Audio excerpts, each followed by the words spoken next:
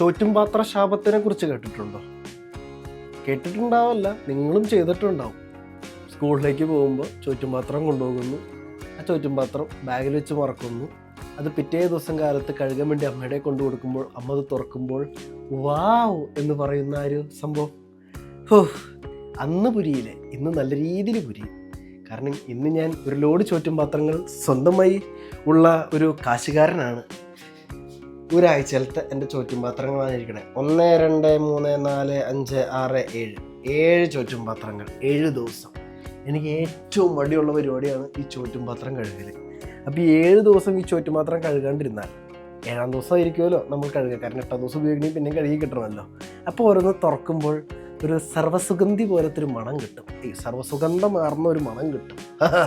എൻ്റെ കൂടാതെ തന്നെ ഓരോ പാത്രത്തിൽ ഓരോ കോളനിയും ഡെവലപ്പ് ആയിട്ടുണ്ട്. അന്ന് നമ്മുടെ അമ്മയൊക്കെ പാത്രം കഴുകുമ്പോൾ എങ്ങനെയായിരിക്കും ഫീൽ ചെയ്തിട്ടുണ്ടാവുക? ഇപ്പം ഞാൻ ആ ഒരു ഫീലിങ്ങിലൂടെ പോകാറുണ്ട് ചില ആഴ്ചകളിൽ. നിങ്ങൾ വീട്ടിൽ പറ്റുമെങ്കിൽ അങ്ങനെ വല്ല പിള്ളേരൊക്കെ കാണുന്നുണ്ടെങ്കിൽ നിങ്ങൾ ക്ലാസ്സിൽ നിന്ന് വരുമ്പോൾ ചോറ്റുംപാത്രം കഴുകി വെച്ചാൽ നല്ലതായിരിക്കും. കാരണം ഇപ്പോൾ ഞാൻ കഴുകുമ്പോൾ എനിക്ക് കിട്ടുന്നൊരു ആത്മീയ സുഖമുണ്ട്. കഴുകിക്കോ, നല്ലതായിരിക്കും. പിന്നെ ഞാൻ എന്തുകൊണ്ട് ഇത്ര ചോറ്റുംപാത്രം മേടിച്ച് കൂട്ടിയേക്കുന്നു എന്ന് വെച്ച് കഴിഞ്ഞാൽ മടി, വേറെ ഒന്നുമില്ല. മടി, പിന്നെ സമയക്കുറവ്,